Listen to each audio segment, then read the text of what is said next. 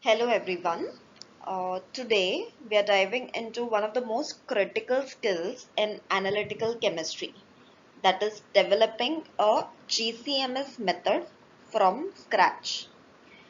Whether you're analyzing environmental samples, pharmaceutical or food contaminants, understanding how to optimize your GCMS parameters is essential for reliable results.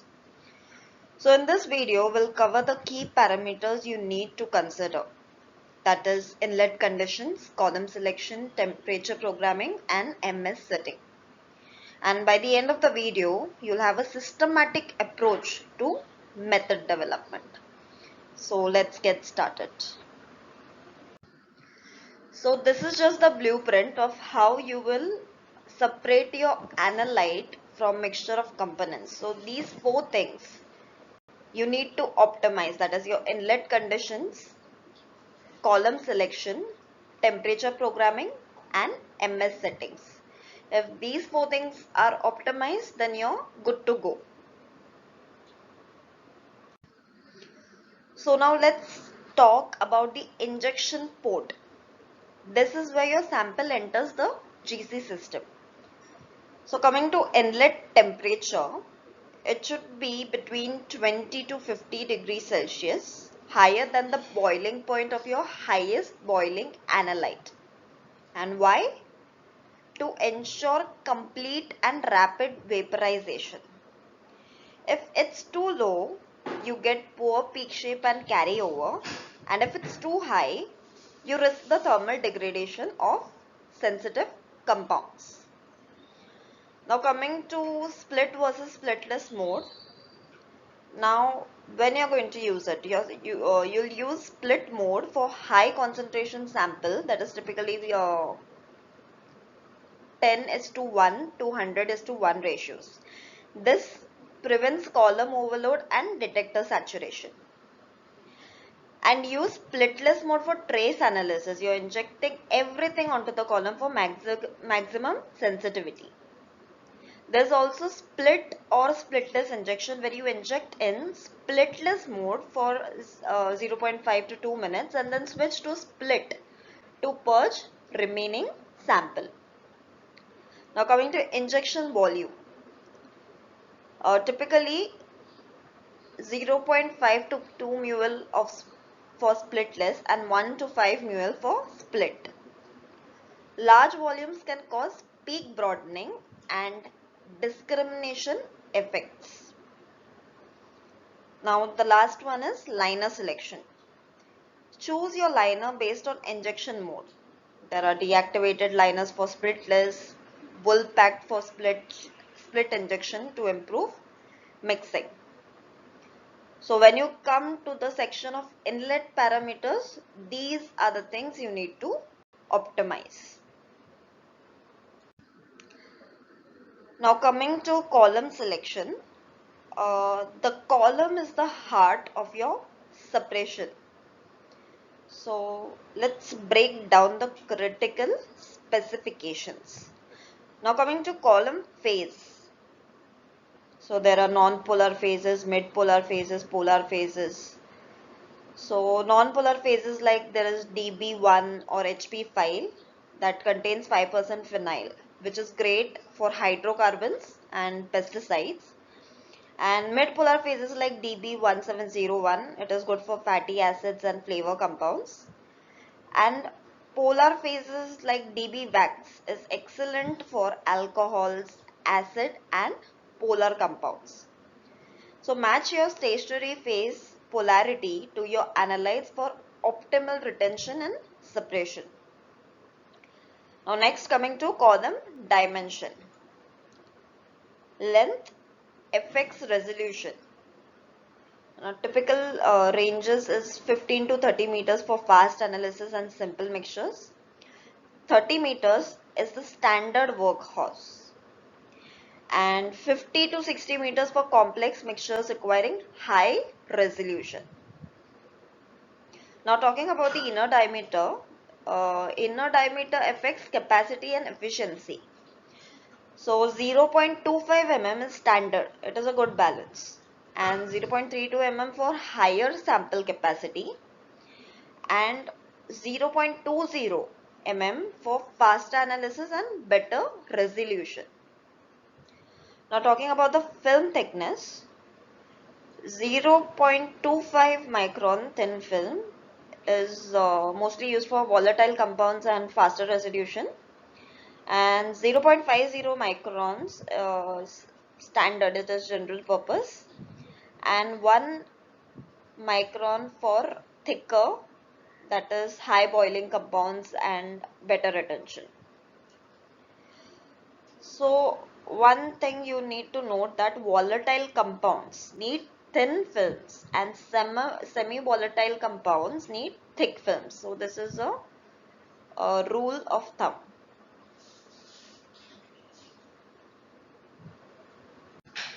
Let's talk about carrier gas. So this is what it pushes your analyte through the column. Gas selection, helium is the gold standard, provides best efficiency and is inert. With helium shortages, hydrogen is becoming popular. It's faster, cheaper, but only thing is that it requires safety consideration.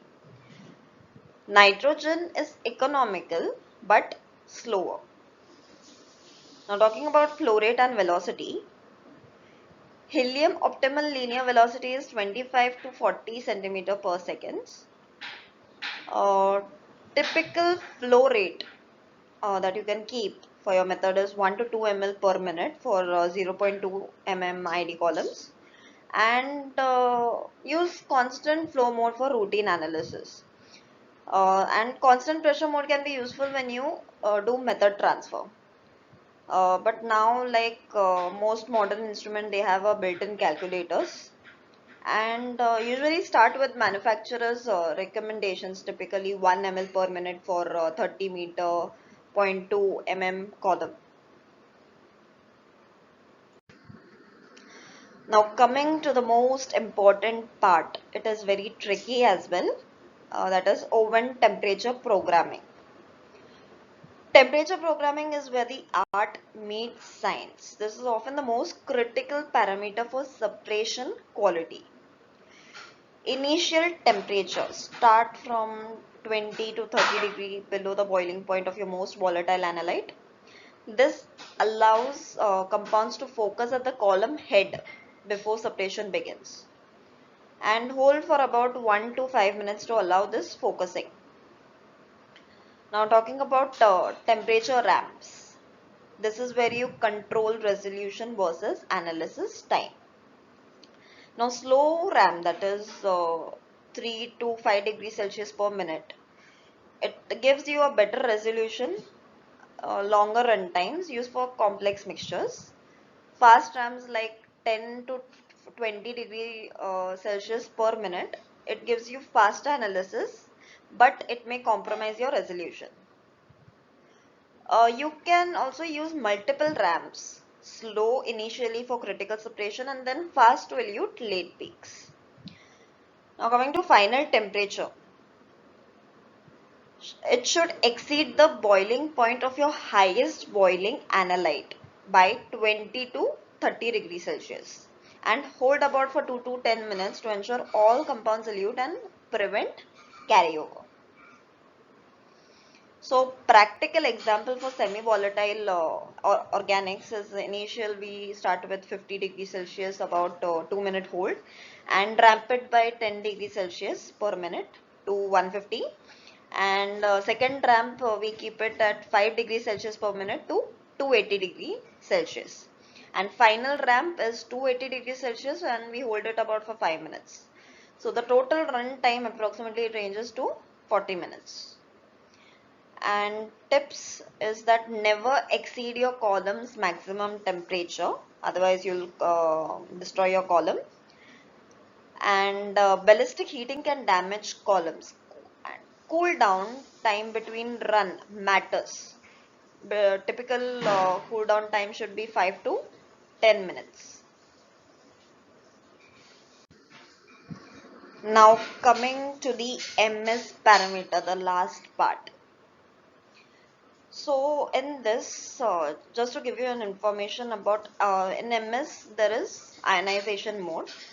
So there can be two modes that in GCMS, that is electron ionization and chemical ionization. So electron ionization at 70 electron volt is standard. It provides reproducible fragmentation patterns that you can match to libraries. And in chemical ionization, it is softer ionization which preserves molecular ions, that is your parent ion, that is useful when electron ionization fragments too much. So in electron ionization, you won't be able to see your molecular ions. As you can see in this picture, uh, in electron ionization, you cannot see the parent or molecular ion peak, that is 308, while you can see a lot of fragmentation that has happened in electron ionization. You see a lot of daughter ions, and in chemical ionization you can see the molecular ion, the peak is the intensity is higher of 308, and you have lesser fragmentation in that. That's the only thing. And talking about the transfer line or interface temperature, set 10 to 20 degree higher than your final oven temperature, that is typically between 280 to 300 degrees Celsius. This prevents condensation of compounds while entering the MS. And talking about the source temperature, the electron source temperature is kept between 200 to 250 degrees Celsius. Higher temperature improves ionization efficiencies but can cause thermal degradation. So 230 is the common starting point. Now talking about the quadrupole temperature, it typically ranges from 150 to 200 degrees Celsius. This helps maintain stable vacuum and reduces background noise. Now coming to acquisition mode, there can be three types of acquisition mode, that is full scan method, single ion monitoring, and multi-reaction monitoring. So in full scan, the entire mass range, that is 50 to 550 mass to charge ratio can be scanned. This full scan mode is used for unknown identification and mostly for method development. This provides you a complete spectral information. It gives you a lower sensitivity because all the mass to charge ratio is being scanned. And good for this full scan can be used, the concentration that needs to be used is 1 ppm, then only you can get a good scan. You can't start it with 100 ppb, you won't get all the uh, peaks in that, so start with 1 ppm. Now coming to selected ion monitoring, that is SIM mode. Now in this, it monitors specific mass to charge values, that is whichever masses you want to observe, whether it is 180 to 302, whatever it is, you have to feed it in the method that I want to monitor this mass to charge ratio values. So it has more sensitivity than full scan because it will search for only that mass to charge ratio. So this is used for target compound analysis, and it monitors 3 to 4 ions per compound, and it requires one quantifier and 2 to 3 qualifiers. And this kind of SIM method, it allows ppb level detection, which is not possible in full scan. So sensitivity is higher than the full scan. Now coming to multi-reaction monitoring, that is MRM. In this, you can monitor. In this, what happens is, so according to the time, so you know that this peak is eluting at 5 minutes. So I'm going to tell the system that at 5 minutes you check for this mass to charge ratio. So the detector will only search for 308 mass to charge ratio at 5 minutes. So like that only, if I say ki, at 2 minutes monitor for 186 master charge ratio. So for at 2 minutes it's going to only search for 186. So this in this method there is multiple master charge ratio that you can analyze, and it increases increases your sensitivity, because it doesn't searches for all masses at all time. But the drawback of multi-reaction monitoring is that if there is shift in RT, then you may not get a detection. So that's it for method development for GCMS, and this is just a workflow. So remember, always start with a systematic approach, that is start with literature. Don't reinvent the wheel. If it's there's already available literature, please go through it, and run initial standard with conservative conditions.